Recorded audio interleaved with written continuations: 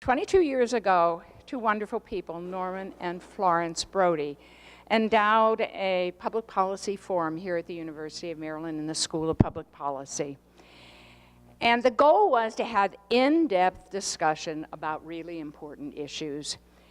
And over the decades, we have done exactly that. We've had wonderful speakers addressing contemporary challenges. Florence Brody was an alumna of this school. She was the class of 1947.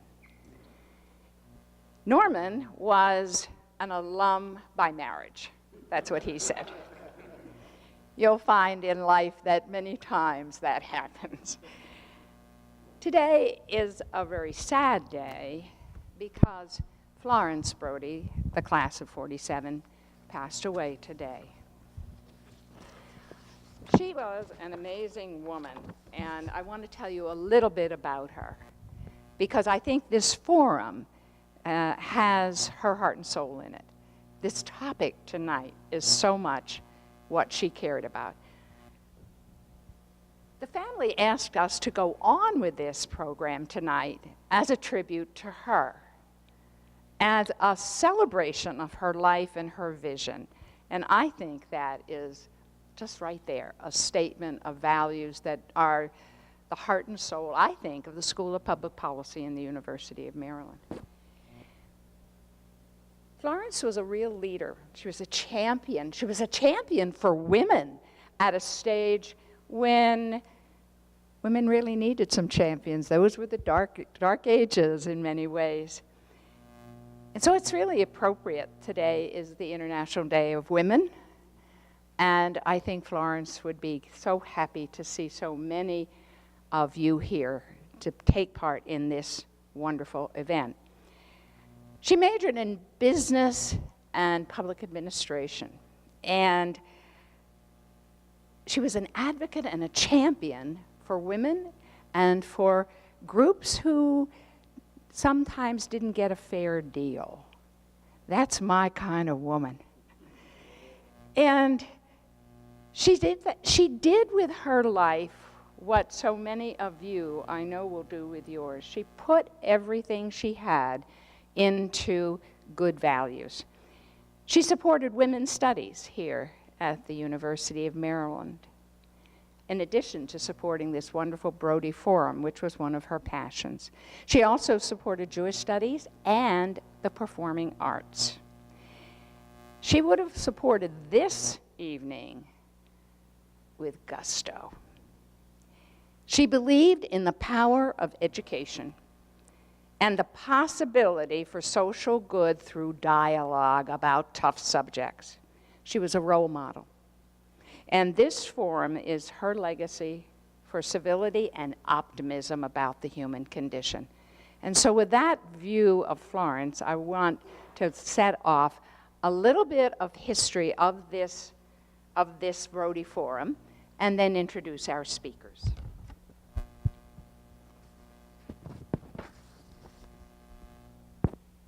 Last October, Dean Orr asked me to serve in this capacity. I was a little shocked. I'm just a humble teacher in the vineyard. That's all I want to do in life is just teach my classes. But I was flattered and pleased and delighted to take on the challenge. And I hope I will live up to Florence's expectations, and I intend to, and I know you all help me do that. We got started in December. And we chose a second-year student as the Brody Scholar to help guide the program. And she's Catherine Allred, and I hope you all recognize Catherine, the first Brody Scholar.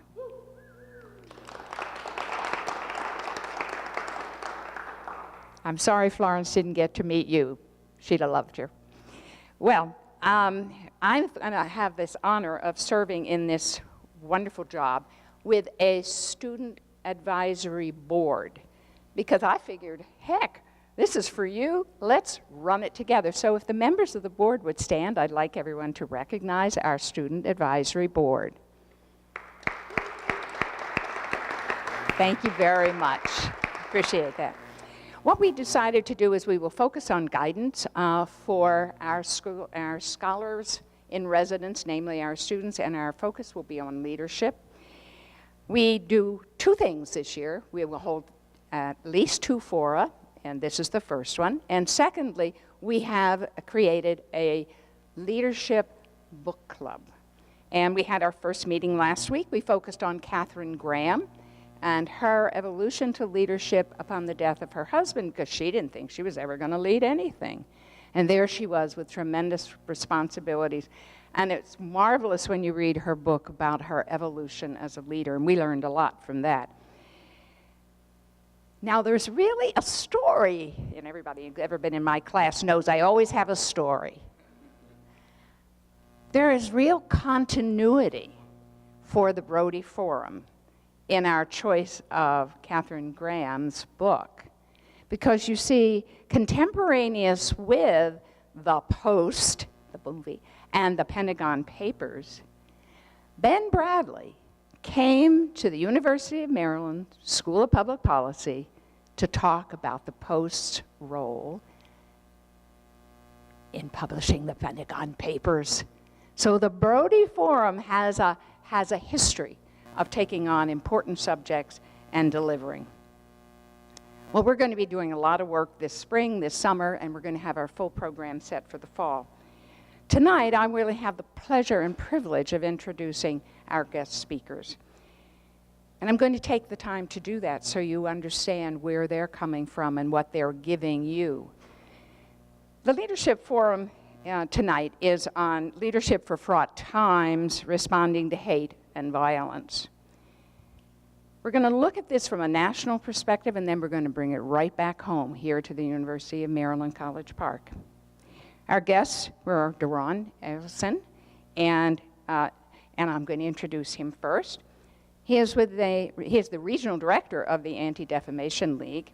That organization was created in 1913 to overcome bias and hate. Now, I want to tell you about how he got this job. Because you see, he was an intern. Does that strike a familiar chord? He was an intern with the Anti-Defamation League office in Boston. So think about it. That's one of the hallmarks of our program. And think wisely about where you choose your internships. It might be a lifetime commitment. Duran has a marvelous background. He's an attorney, and he has been with major law firms. And tonight he was telling us about his service when he was the only American heading up their offices in London and the challenges of cultural communication across the pond. He also served as the director of the chief of staff of the governor of Massachusetts, and later as Massachusetts Office of International Trade and Development. He teaches law as an adjunct professor at the Georgetown Law Center. His degrees are from bachelor's from Dartmouth, and his law degree is from Boston University. Our other speaker is our own graduate, Dave Mitchell. He's the Director of Public Safety here at the University of Maryland and the Chief of Police. He's also our alum. And he is a lecturer in the Department of Criminology and Criminal Justice here on campus, and also teaches at the Johns Hopkins University as well. He started his career in law enforcement right here in Prince George's County, rising to become the head of that department. Later was tapped to be the superintendent of the Maryland State Police. Later went on to head Delaware's Office of Homeland Security. He has a BA in Technology and Management from the University College here, and his law degree is also from the University of Maryland. In addition to his master's from our school, he has also received certificates from the FBI, schools, academy, and their National Executive Institute. Our evening discussion is going to be facilitated by our own Dean, Bob Orr. Most of you all know Bob, but that's because you see him day in and day out. But sometimes I think we forget. We sort of take for granted the joys that we have right here in our midst. Bob came to us after a distinguished service with the United Nations, and he had served at the Kennedy School and also the Council on Foreign Relations and several senior posts in U.S. government. So we're lucky to have him. And so with that as background, I'm going to hand it over to Doron and Bob and Dave. Thank you all so much for being here.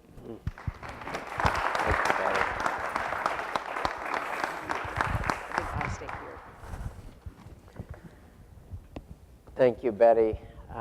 As we take our seats on these thrones, I just want to echo your remarks about the Brody family in Florence. It's touching that we are here tonight, and the fact that the family wanted us to carry on the legacy starting right now makes this conversation particularly meaningful for me. Our two speakers were just introduced.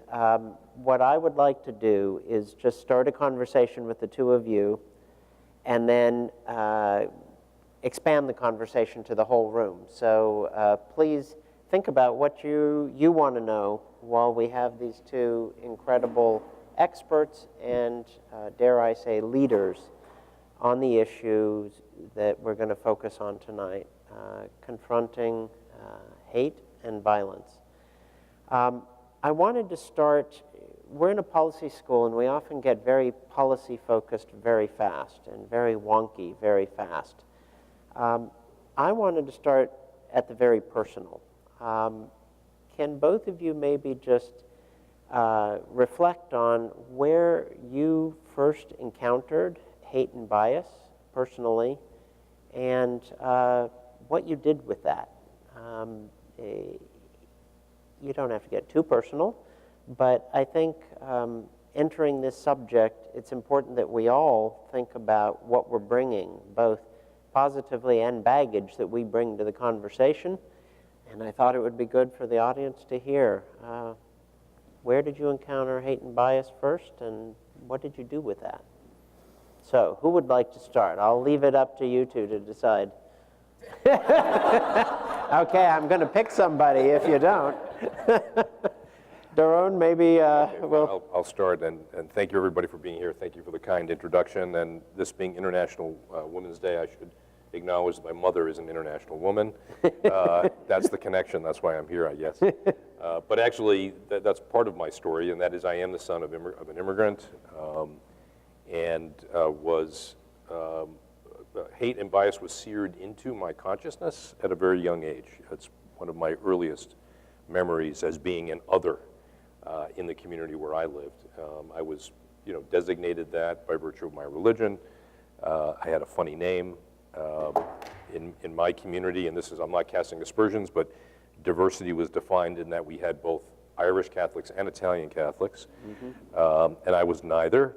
And so I recall this sudden consciousness as a young child and quite innocent as to being somehow singled out and not understanding it and coming home with questions. And my family, some of my family survived the Holocaust, not all, but the story on that side of the family was one of having lost possessions, having lost life, and seeking refuge in America.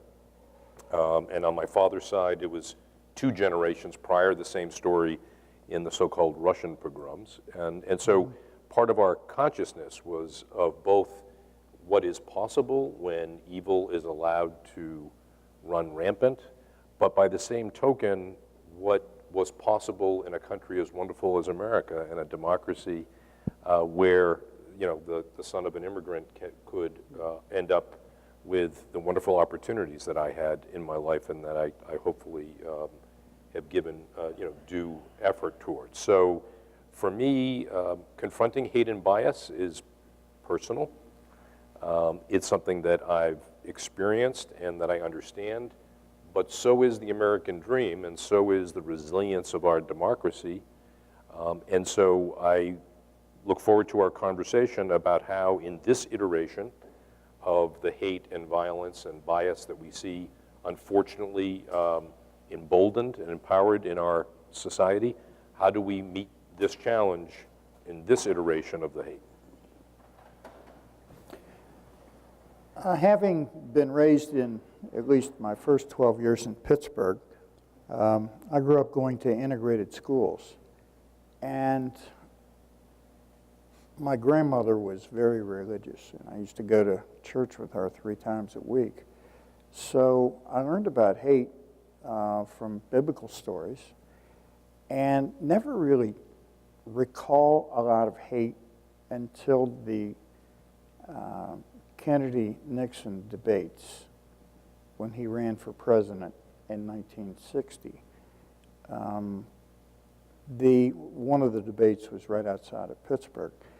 And of course, going to school, you hear all the table talk at the kitchen table, what your parents are talking about. And I remember friends of mine saying, well, you know, my dad said, you know, you vote for Kennedy, the Pope is going to be running the country. And because it was such a huge division along religious lines then. And of course, as we know, President Kennedy won the election. After that, my dad was stationed in Europe. He was career Army. And so I was in Europe in 1963, not all that long after World War II, actually. Still pillboxes bombed out areas and so forth. And I could see how Americans were received in some spots. And I could feel that I'm definitely different, and I can see that I'm being treated accordingly. Having come back from there, it was after the assassination of President Kennedy. I was actually living in Germany at the time, and coming back to all this consternation. I remember being afraid to come back to the United States. And I talked to my dad, and I said, you know, do I have to go back? You know, kind of like where I'm at here in Stuttgart, Germany. I'm not seeing riots. I'm not seeing all this hate and consternation in communities. And when he got orders for Chicago, I said, man, I don't know, you know. Of course, you know, you're 16 years old. You're reading the Stars and Stripes newspaper. And we came back to Laurel. He was stationed at Fort Meade. And it was a very active chapter of the Ku Klux Klan at the time. And they were burning crosses. And there's a historical African-American cemetery on Baltimore Avenue right before we went to Laurel. And I remember seeing that. And the feeling that I had when I saw a cross burning.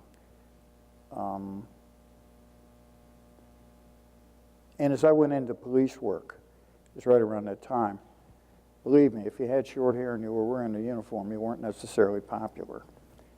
Vietnam, riots, the death of Dr. King, the death of Bobby Kennedy, the Vietnam War, mining Cambodia, bombing Cambodia, and so forth.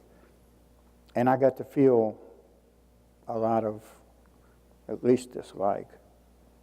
But it was May 15th, 1972, where I actually saw hate carried out. And I was standing in Laurel Shopping Center talking to a friend of mine that I went to high school with, who was a Metropolitan Police officer, and I was a rookie officer in Prince George's County. And I saw this crowd, and I saw a stage, and I said to my friend, yeah, I wonder what that is. He said, George Wallace is speaking. I said, you're kidding me. He said, no. I said, here in Laurel. He said, yeah.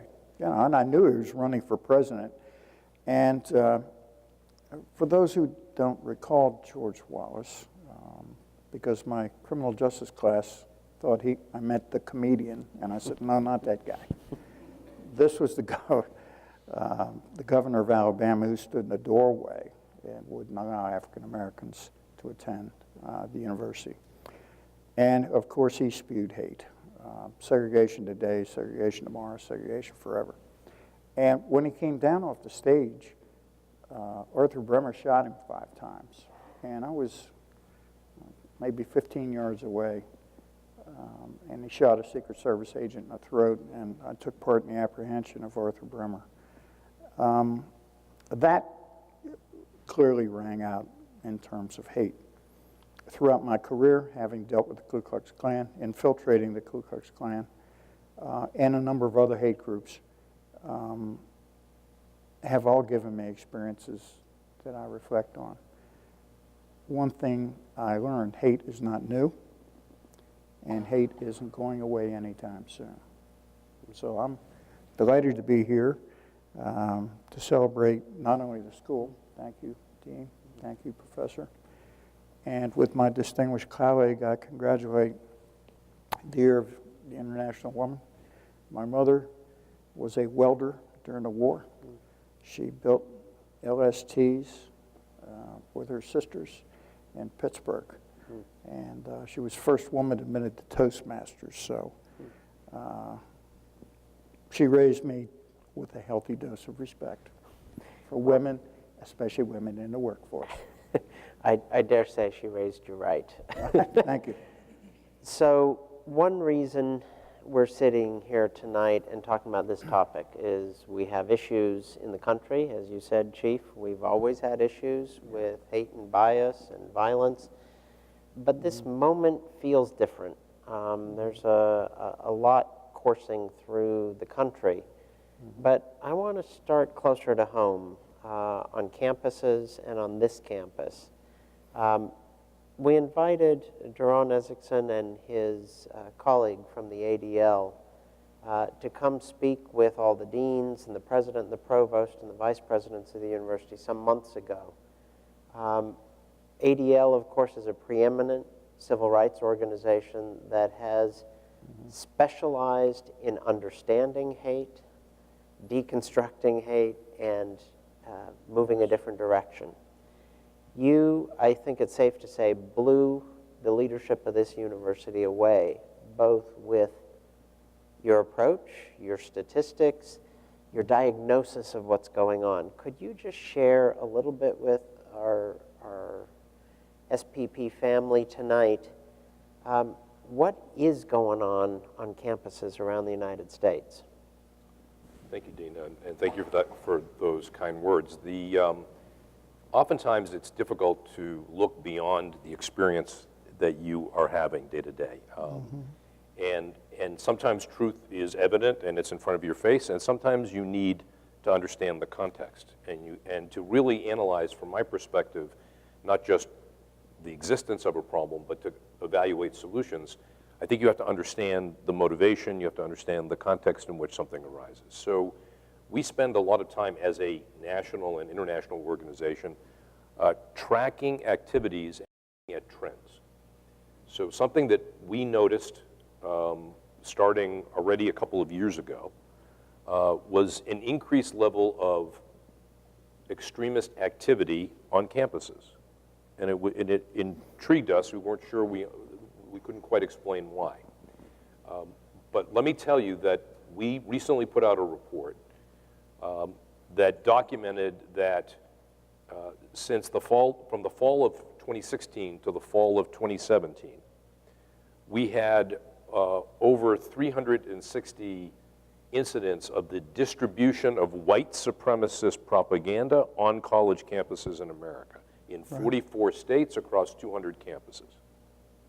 That it is accelerating, that from the fall of 2016 to the fall of 2017, or those semesters, the fall semesters, we saw year to year almost a 260% increase in activity.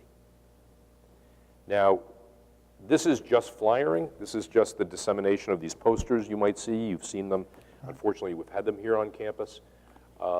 They are pieces of paper. They are filled with hate. But what is behind them? What is behind them is actually a calculated and affirmative strategy by identifiable hate groups who have decided to target campuses quite strategically. Yes. And so we find common threads. We find groups like Identity Europa, for example, and other groups who are purposely targeting campuses. Why do they target campus? Several reasons. First of all, they see campuses as representing, in many regards, everything they hate.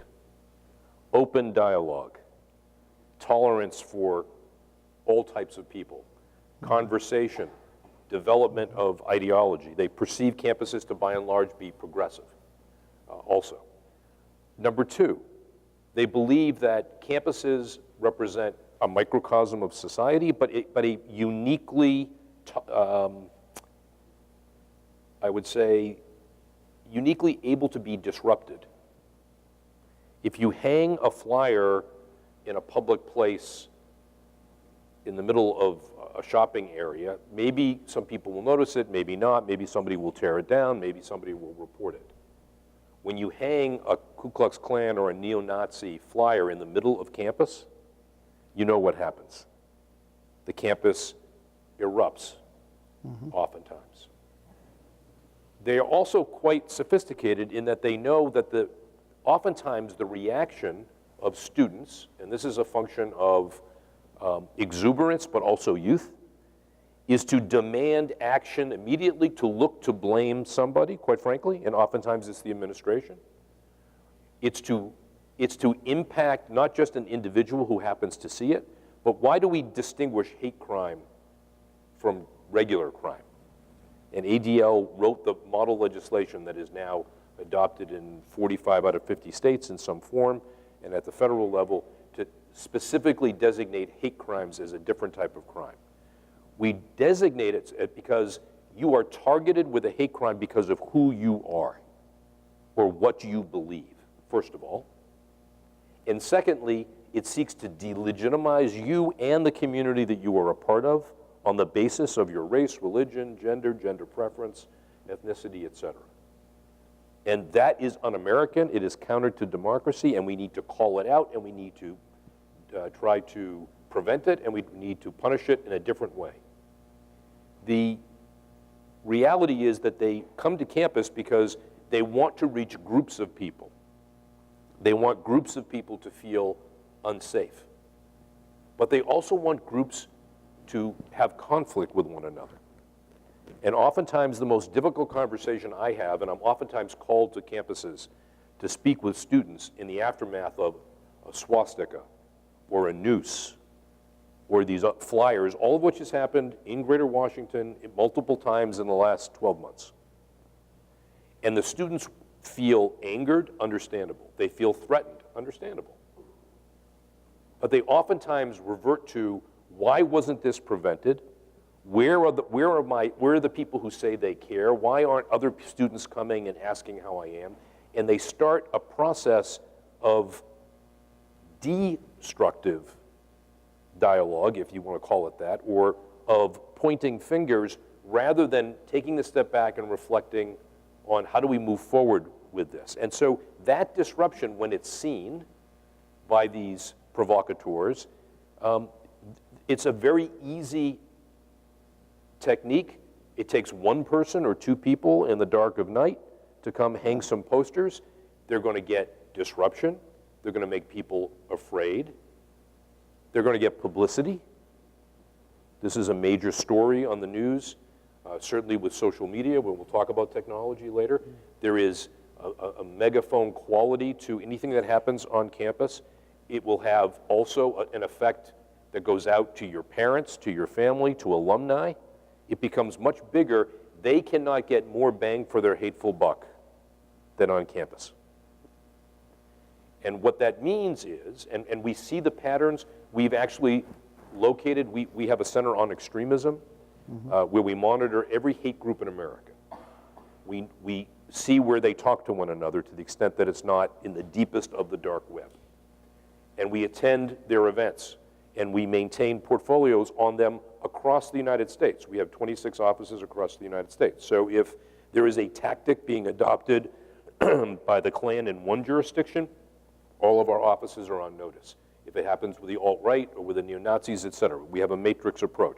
So we can see trends starting and we can warn folks of what is to come. But believe me when I say that the focus on campuses is going to continue, that University of Maryland is special in many ways, but in the fact that there have been incidents here, you're not so special, I joked earlier. Unfortunately, we're seeing it on many campuses. The last and perhaps the most troubling aspect of their strategy that we've confirmed and seen in their own communications is that they really do believe that because students are at an age where they're developing their political philosophies, where they're developing their adult identities, that is that particularly good time to recruit. And they believe that they're going to identify, and they don't need a lot, a handful of students per campus who they can pull into various communications, various groups, and can spread their hate accordingly. So what's happening on campuses, unfortunately, and there are many other tactics, by the way. I just gave you the statistics for flyering. That doesn't account for the nooses and the swastikas or the speeches or the hacking. We had one neo-Nazi group that hacked into about 200 universities' computer systems and were able to print out neo-Nazi literature on the printers of faculty offices. So when people came in, they had this literature and nobody knew who printed it, where it came from. We have these little torchlight parades that pop up on campuses. Unfortunately, UVA experienced that last year. So they're evolving their tactics, but they believe that they're recruiting the next generation, and that's not going to go away. I've got some thoughts about how we respond to that, but I'll reserve that for later. So that's extremely sobering that it is as widespread as you describe. Chief, I hate to say it, but you and the uniformed officers of the University of Maryland Police Department are on our front lines. What does it look like here on campus? Well, as my colleague pointed out, we're not immune from flyers being posted and acts being committed. To put things in context, we're the 26th largest campus in the United States. So we have a community roughly 2.5 to 3 square miles of 60,000 people, roughly 38,000 students, and then faculty and staff. So we're a city, a small city, if you will, that's very rich in our diversity, as we know. And so, like many other campuses, we have been targeted with flyers. We've had incidents here from a noose. We had the greatest theft there is, the theft of one's life, and that was Lieutenant Collins, Richard Collins, here on our campus, who was stabbed to death by a young man who was a member of a Facebook group, alt-right, and he is awaiting trial, and that trial will occur this summer, charged with first-degree murder and charged with a hate crime. So putting things in context, we know that in Maryland, hate crimes went up after the election, and they went up nationally, or at least incidents reported. Not all hate crimes are reported, so we have to say, okay, this is a reported number. One thing about when you see an increase in numbers, it doesn't necessarily mean more crime, it means more reported crime. We want to get the reports so that we can get an accurate handle. Our community is much more willing to call now, I believe, as opposed to several years ago. And we know that based on the calls that we get. If it's a swastika on a whiteboard, a dry erase board, and we had one of those not long ago, we get called, we take a report. And although, according to Maryland law, a swastika on a whiteboard without more than just that, if it's a Jewish member living there and I can get some statement or an utterance with that or a message with that, I can probably prosecute that. Drawing a swastika on a bulletin board in and of itself is not unlawful in and of itself. Now, if I deface the property, that's a crime. So the hate crime statute in Maryland starts with a crime. There has to be a destruction of property. It can't be chalk on the sidewalk. That's not a crime. It's not destruction of property. And what the law in Maryland is that if a crime is committed, be it an assault, battery, a crime of violence, or a crime against property, that if it's a misdemeanor upon conviction, and you could show hate bias motive, that an additional 10 years is tacked on to the sentence. If it's a felony, an additional 20 years is tacked on to the sentence. So in that aspect, hate crimes here are escalators on a sentence. They're sentence enhancers is what they are. Regardless of whether or not we deem a hate bias incident to be a crime, we investigate it, and we investigate it immediately. It's assigned to a detective immediately. We follow through. We have some tools here that traditional police departments don't have. We have the Code of Student Conduct, and we can use and will use that if we find that somebody engaged in a hate bias incident that doesn't rise to the level of criminal misconduct. So last year in 2017, we had 27 incidents. They're probably 60-40 against African Americans and members of the Jewish faith. Some are against Latinos, very few. Some are against LGBTQ. But mostly they're going to fall into one of the two major categories. We've made arrests. We've made 2 arrests so far in property destruction cases. One was in a bathroom where a person was writing on the wall, and another was on a trash cart where a swastika was spray painted, and we closed both of those with criminal arrests. On questionable, the Noose case that we had, I took that to the Office of the State's Attorney. I personally screened that case, and they didn't feel there was enough there for a criminal charge. As disgusting as it is, the placing of a noose is not a crime. I'm not nailing it to something, I'm placing it. That, according to Maryland law, is not a crime. Now, we spent almost 1,000 hours investigating that case, and we feel as though we found the person responsible, and we referred him to the Office of Student Conduct. So we didn't let it sit, and nor will we ever on any hate bias incident here. But as we follow the research of ADL, we followed Southern Poverty Law Center, and I've followed SPLC and ADL for years, especially in the state police. And it's a phenomena that I talk to my Big Ten colleagues about, their experiences and so forth. We've modified our policies according to what we've seen elsewhere in anticipation that we would see it here.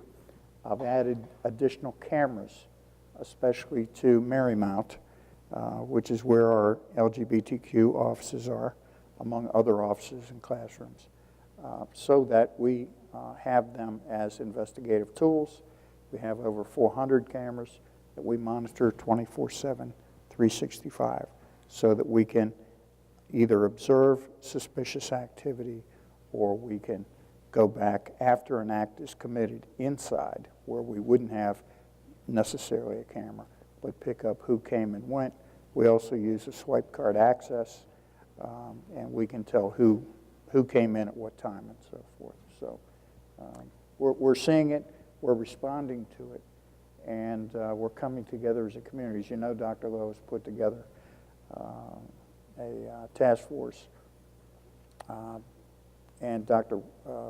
Roger Worthington, is heading that up. And we will soon have a coordinator to develop responses when we see these acts occur, beyond what we do in the police department. It strikes me, both of you have already mentioned technology, both in terms of perpetrating hate and bias and in terms of responding. Can you say a little bit more about where the battle is taking place? Because you, Chief, have to secure a campus. Physical security probably is at the top of the list. What's happening in cyberspace? How are we responding? How can we respond? Well, suffice it to say, there's a lot of hate in cyberspace. And as wonderful as technology is, and the ability to Skype someone in another country and so forth, or to send messages back and forth, it's also created opportunities for misconduct, in fact, criminal misconduct. As much as we saw the Arab Spring, where Gaddafi, a dictator ruler, had his thumb all over people and would stop them or do his best to stop them from communicating. With the internet, they were able to communicate, and they toppled him. So the wonder of that ability to communicate is you can topple what used to be regimes that you couldn't topple before. Through information, you can't gather collectively in person because secret police see you, but you can gather online. Well, that same concept, as we know, is being used by ISIS to recruit. And they recruit heavily on the open web, on the dark web, and the groups that we know who espouse hate do the same. And the contrast is this. Whereas a criminal generally wants to keep his or her identity secret, a lot of these groups, they want you to know who they are. They thrive on that. They look for that reaction. They take credit. So there's a difference there in terms of traditional criminal enforcement and what we see as stepping right up to the line, but not necessarily committing a criminal act and trying to wrap yourself in the First Amendment of free speech. But the rise, the anger, and the response is, I believe, very reinforcing to these hate groups. I think it's very reinforcing. And it's a challenge for us as a community in how we respond. So, Daron, ADL is a civil rights organization, it's an advocacy organization, it's an analytical organization, but you also are a research organization. You do a lot of research. What are you seeing in terms of these trends, in terms of the use of cyberspace? Well, we've seen the increase in hate and the use of those platforms as enablers, as a vehicle for intimidation, actually for many years. I will say that from our perspective, it reached an all-time high in the political environment, and we documented before the election, but during the election cycle, particularly we focused on Twitter and documented several million tweets targeting journalists, either African American or Jewish journalists, with absolutely hateful messaging and threats and intimidation. And we brought that to Twitter's attention, as we did to the other large platforms. I don't think there was a recognition as to the power of the platform or the responsibility of these platforms, quite frankly, initially, but we worked quite vociferously to convince them of their responsibility. I want to note, and this is oftentimes a surprise to people, the First Amendment here in America, which does protect hate speech in the public fora, does not apply to the internet. The internet is a private platform. It's not government. And when you sign up for whatever you use, Instagram, Twitter, whatever nobody here probably uses Bumble. Is that the one that just banned the NRA? The dating app. But when you sign up, you might remember a screen drafted by some prior colleague of mine, a lawyer at a big firm, where you literally can't read all the writing that's on there, and you just click I accept. Yeah. Okay, well you just accept the standards of conduct of that platform. And those standards include what type of language, what type of images you're allowed to use and what you are not allowed to use. And it forbids any type of intimidation or harassment or threats. And that is a well-kept secret. So if you learn nothing else from this evening, know that when you see something online, as we say, as police officers always teach us, see something, say something, it applies online as well.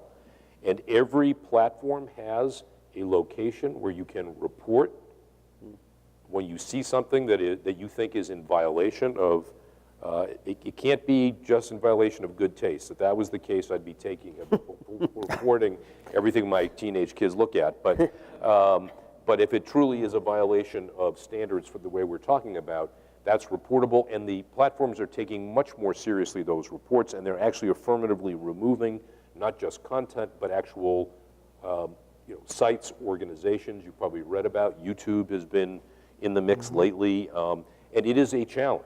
If you think about the volume of information, I can't remember the number, but it's something, I mean, millions of YouTube postings a day, right, internationally, if you think about it. The ability to monitor that, and we're actually working with them, and interestingly, a professor here at University of Maryland is on the board of a new center we established last year called the Center for Technology in Society, and which we established in Silicon Valley with some private funding and the funding of some foundations of founders of tech companies who are concerned about what is the role of technology in facilitating this. Because we've seen this acceleration of hate, this emboldening, and you don't need infrastructure as a hate group anymore. It used to be that a Klan chapter was limited to the people they could touch and convince and have come out. It's now virtual.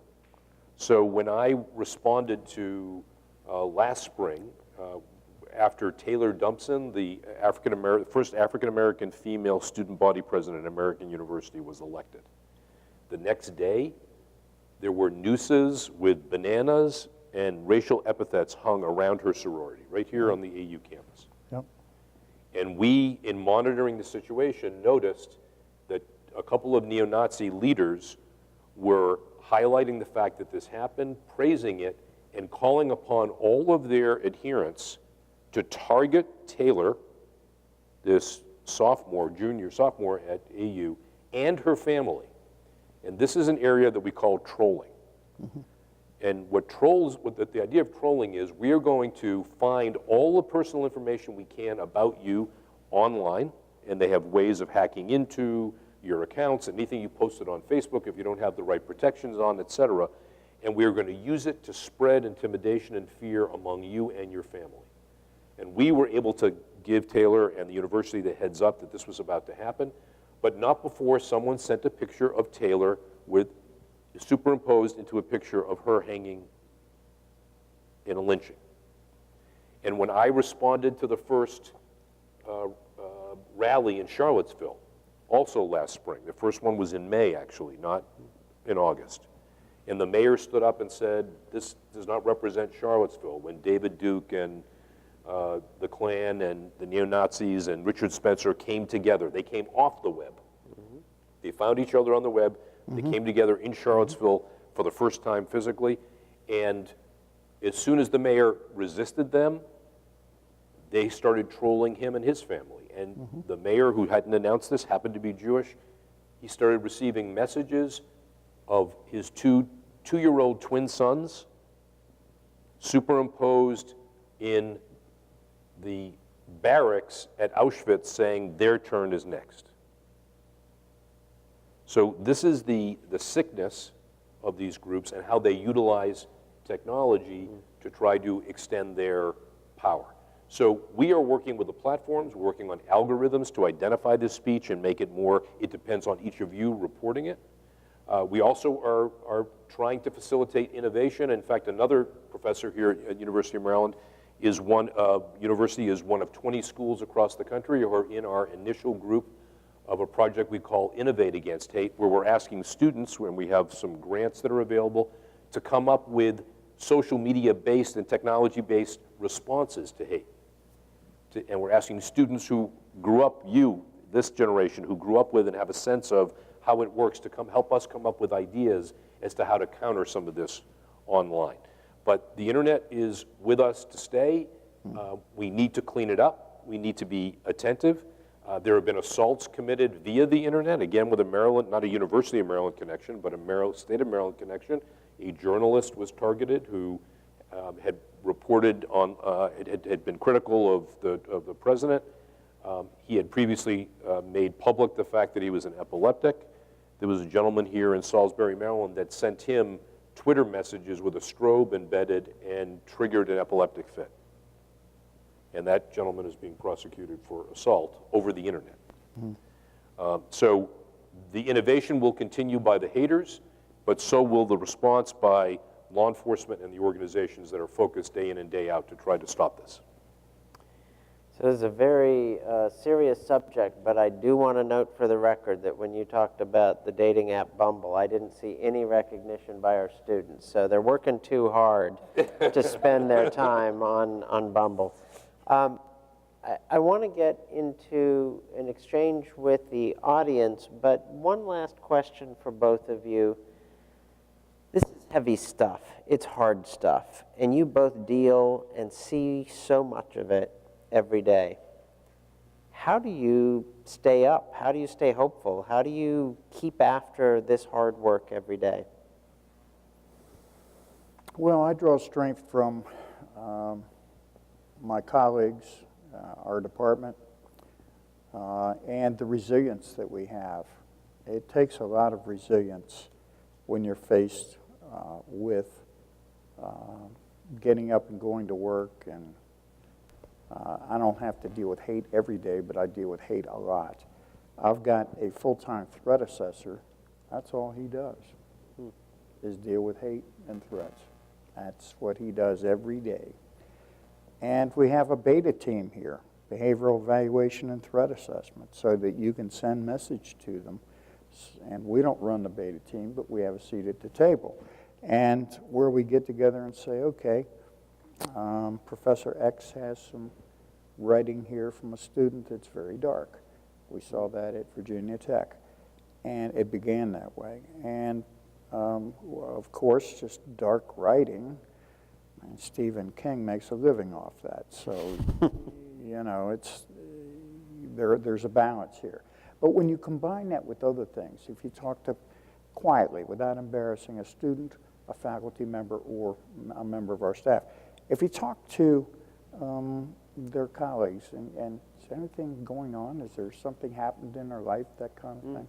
Is there an intervention that's appropriate to get help for them? That's very helpful because generally these things occur, like we saw in Florida, with a series of red flags that are given off. And so, you know, we need to be able to decipher them. When I was in Israel, courtesy of the Israeli government, and when I was with Homeland Security, what I took away from that visit, in addition to a wealth of knowledge, was the resilience of the Israeli people.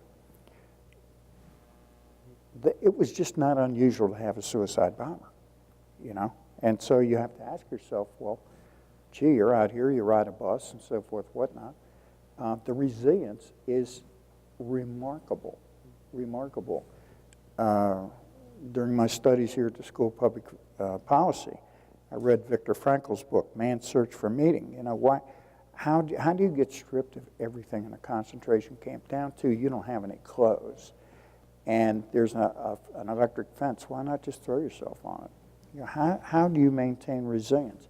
We as a campus need to build up and maintain our resilience and say, I understand that there are people in the world like this. I understand that I may see more here on this campus, but you know what? I am not going to accept it. Insults are only effective if you accept them. I won't accept it. And we're developing strategies on how to best respond. But our personal resilience is what is going to carry us through episodes like this and episodes that, sadly, but probably we will see in the future. I actually want to say that I'm hopeful. I'm hopeful because of the number of young people that I see who have awoken to the realization that, you know what, democracy doesn't tend itself, that you can't legislate tolerance, that having laws that dictate conduct and rights are necessary but are not sufficient, and that if we do not engage in defining what civil society is and how civil discourse will be maintained, we will lose the freedoms that we have. And I do observe that there is an extremism on the right. There is also a growing absolutism on the far left. And we didn't speak about that this evening, but there are elements of violence and resistance and ideology on the left, which is increasingly troubling as well. But the vast majority, I believe, of people in this country fall between those poles. Right. And they are people of goodwill, even though they may have diametrically opposed politics. You know, it's not in the Bill of Rights, you won't find this, but I assure you, the best right we have in an American democracy is the right to disagree. Mm-hmm. Every one of you has the right to believe what you believe, as long as you do not conduct yourself in a way that impedes or infringes on the rights of another. That is the strength of our democracy. And I see an awakening among young people to the value of our democracy, to the fact that, you know what, maybe as Americans or as immigrants or as visitors to our country, we're not that different by nature than any other country, but we have a system and a history and a diversity that is our strength. So I love the fact that you're here at this school learning about public policy. Hopefully in that context, you're learning about the essential elements, the framework that is a democracy, and how powerful that is to keep a society on track. But that you also understand that it's not just leaders who lead right now at a time like this. Every citizen has to lead. You have to ask of yourself, what does it mean for me to be a citizen of the University of Maryland community? And I could not agree more with the chief. Resilience is a key component. Remember what I said about the folks, the provocateurs, the haters. They are counting on people to be disrupted, to react, to look to the other, to blame the other, to blame the administration. That's their intent. Let's not give them what they want. And I say that with a plea that you think in terms of allyship. I could figure out a way to make every single one of you feel delegitimized based on some aspect of who you are. And we all react when it is targeted towards us. And we expect the community to be there. But how many of us react with the same sense of purpose and outrage and compassion when it's a group we are not a part of who is victimized? Allyship, community is all, and you have a wonderful infrastructure for that here. You have an administration that cares and is trying to innovate and figure out new ways to deal with this new problem. We have not seen it this way before. So you know that you've got an administration committed to it, but it's up to the population here in this small city that is the university to own what it is to be a citizen and to define some part of your day and your week to be there for somebody else. And don't sit back and expect someone to be there for you or to agree with your view. Be there for someone else first. That's how community and allyship happens.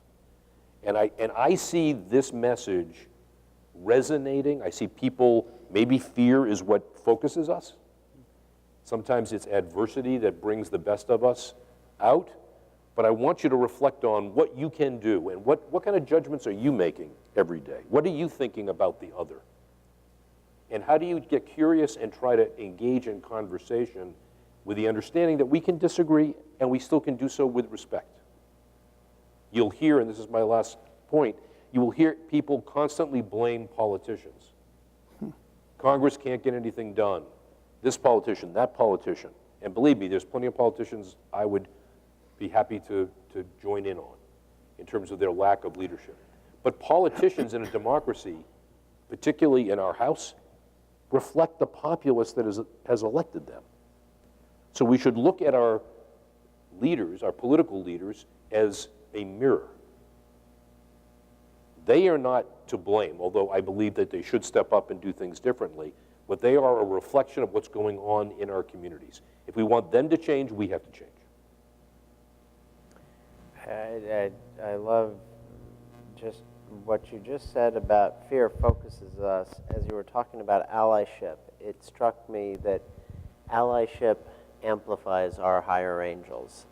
When you have to step out and walk the walk with someone else and defend their rights, even if you're not a part of the group, we need an equally powerful response to a very powerful focusing device, which is fear. Okay, ladies and gentlemen, it is your turn. If you would just please identify yourself and pose any questions or comments. I don't need the mic. Okay. No. We're recording, so it would be great that we'll be able to have the question on the recording. Not a problem. How are you guys doing today? My name is Ian Sloan. I just want to appreciate all three of you for just all the input that you give today. Thank you, Dean Orr, for moderating this session. In particular, I want to first thank Chief Mitchell because Richard Collins is an old friend of mine, and I knew him since I was probably, 13 or 14.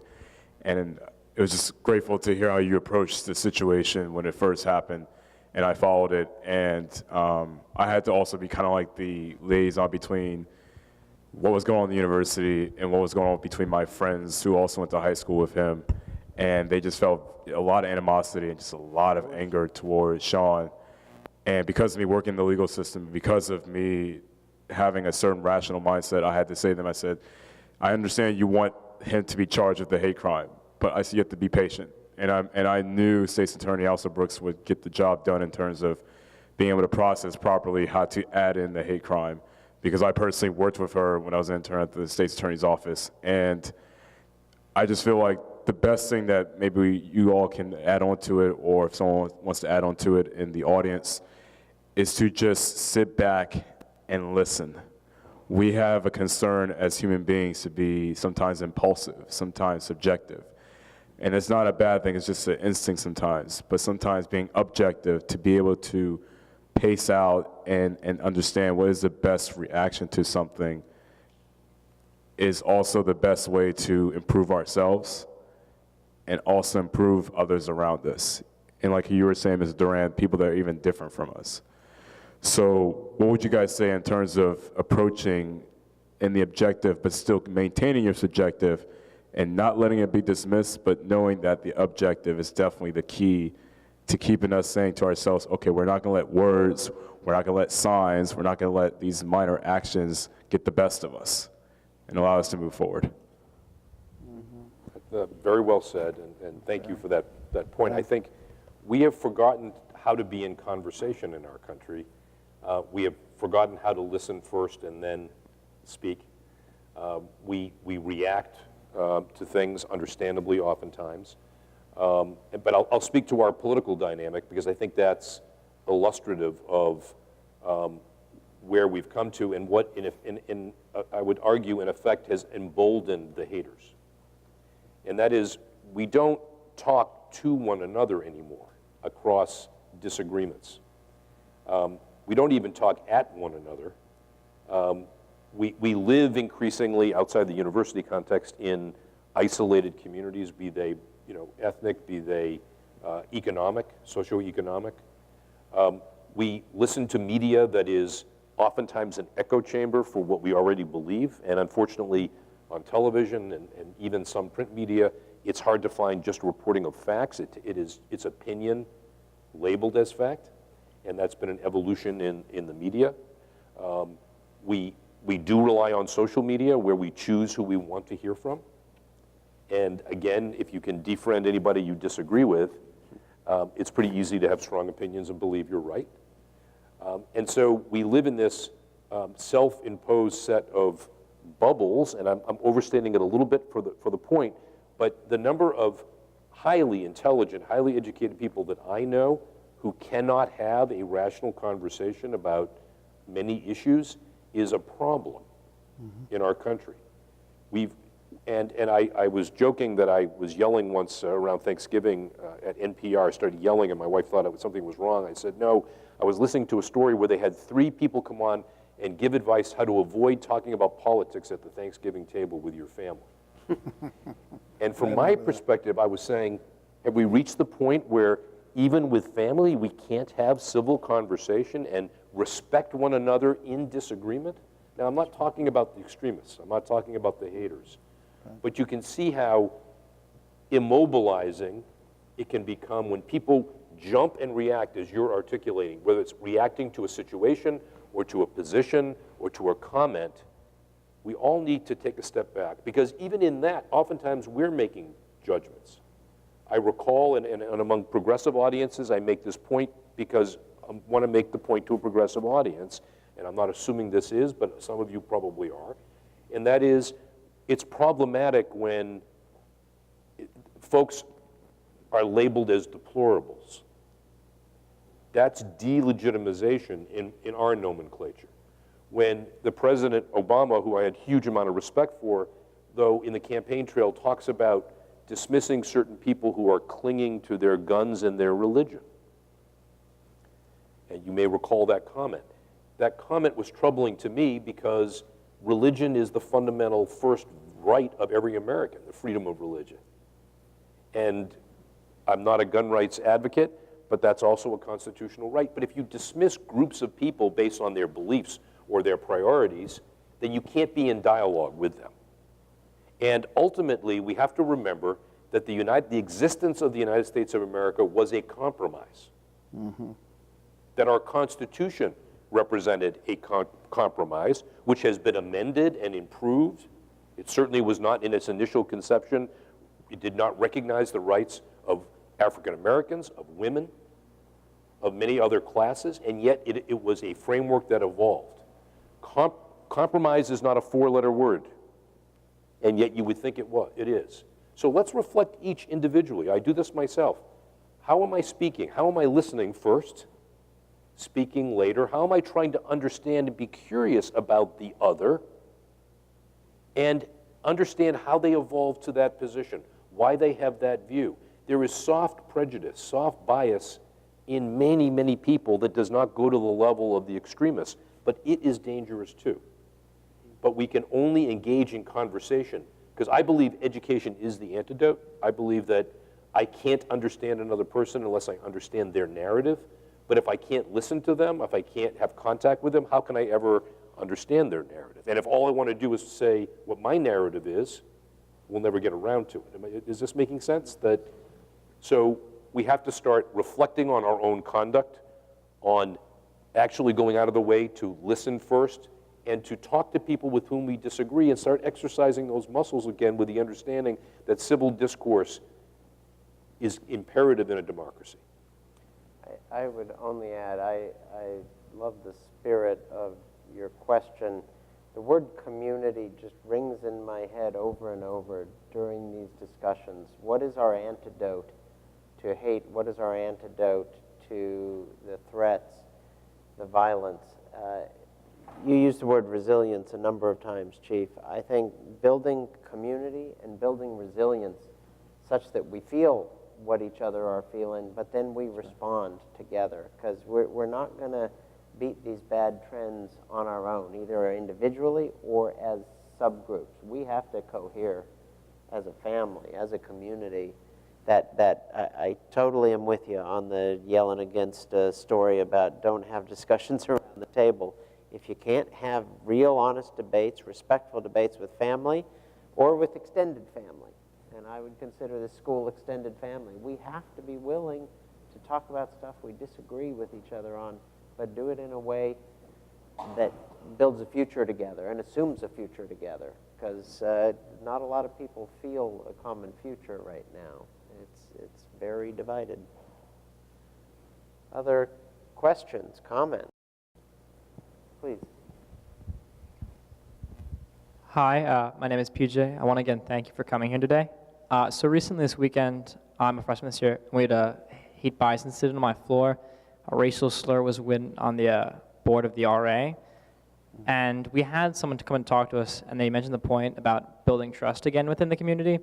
And when we discussed it, we didn't really reach an answer about it. So how do you see is the process to rebuilding trust in the community after an incident like this occurs and you don't know who did it? I'm familiar with the incident that you're referring to. Young man of color, and very hateful words were put onto his whiteboard. I think it takes patience. The most immediate reaction I have is anger. And I also know that anger doesn't necessarily lead to good decision making in my profession. And we teach that. There's anger, there's sympathy, and it should be here. And that's tough to do. I can tell you, I've stood on a line protecting the Klan while they spewed hate in Annapolis. And I have my own feelings. So I'm standing there with troopers when I was with the Maryland State Police, troopers of color, and where Maryland State Police is like the UN. And we're standing there, and we all hated it. We despised it. We also knew that we took an oath and that there were limits that if they were exceeded, we'd take appropriate action, but if they're not, we wouldn't. Getting through the anger has helped me to understand, as we're discussing tonight, why are we in the position we're in, and what exactly is the position you're trying to convince me is either correct or at least your position that you're trying to push on to me. In the case of what happens on a floor on our campus, without a doubt, I know there was anger and hurt. It hurts. It hurts. We hurt. It's because we're wearing a badge and a gun. Doesn't mean we don't hurt. It hurts to read it. It hurts to see it. And we despise it. If you believe in redemption, and I do,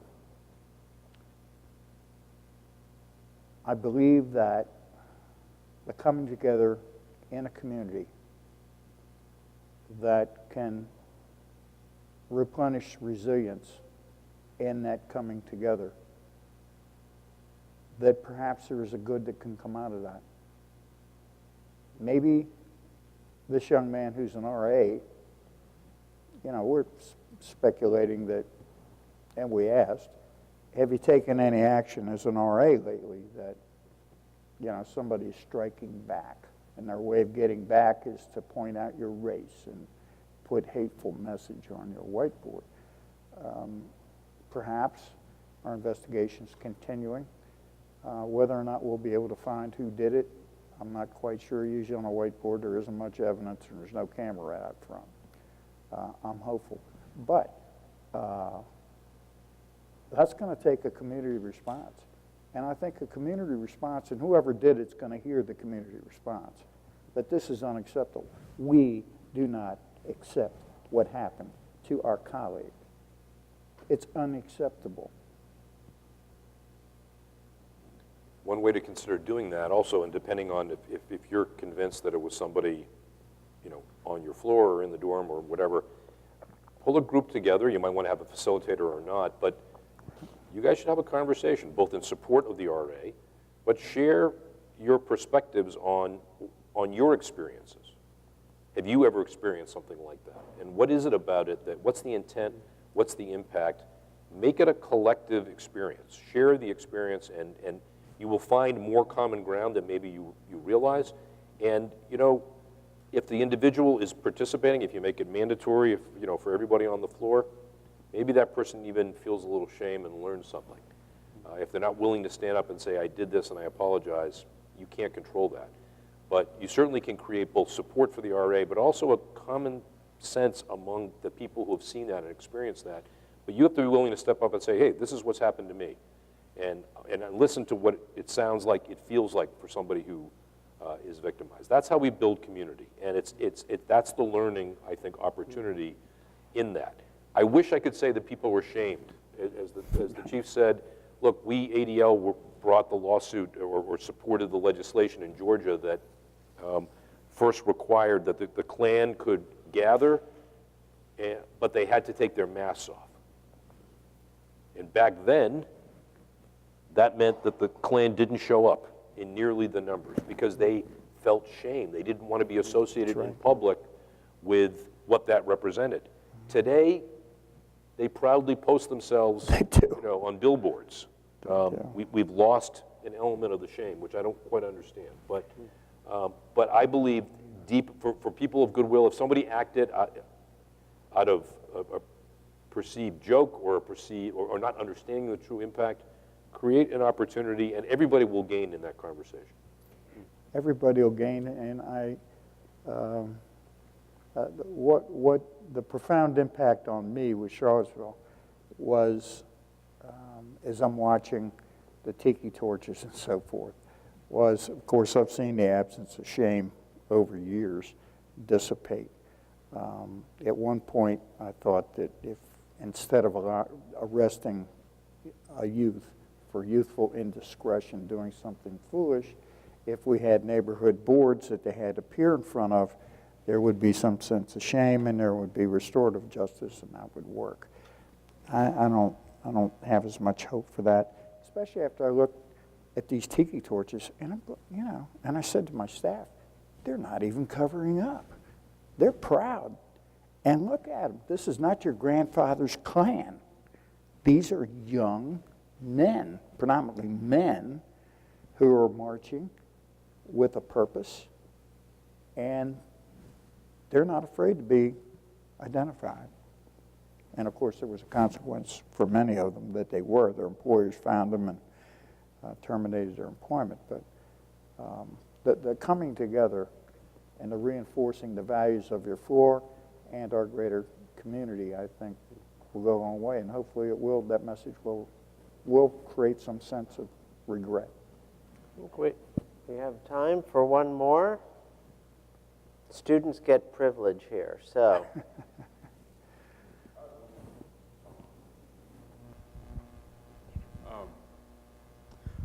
I'm wondering for all of you, and even including the audience members, it seems like one of the concerns for who knows how long of why we have young people in this particular mentality of following those types of hate rhetoric is still because of their ancestors, particularly their parents, their grandparents, installing those mentality, rhetoric, ideological views onto them, as if not only should they be proud of it, but also because of the fact it's a fear of, like you said, Mrs. Duran, the other taking your job, the other taking your life, the other taking your sources.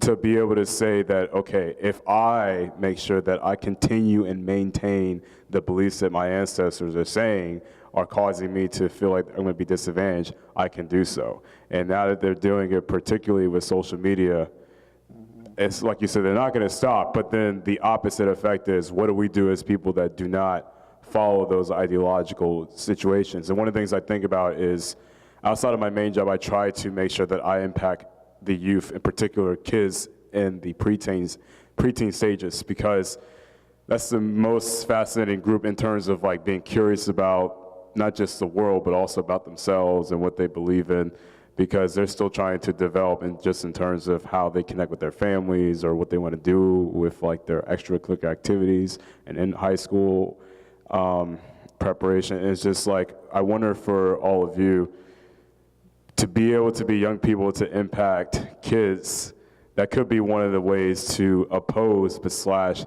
/ decrease that rhetoric installing into kids continuously, because that's why we have guys like Sean, that's why we have guys like other individuals at Charlottesville, because of that rhetoric continuing. And it's a way of saying probably that the ancestors are afraid that the rhetoric is dying.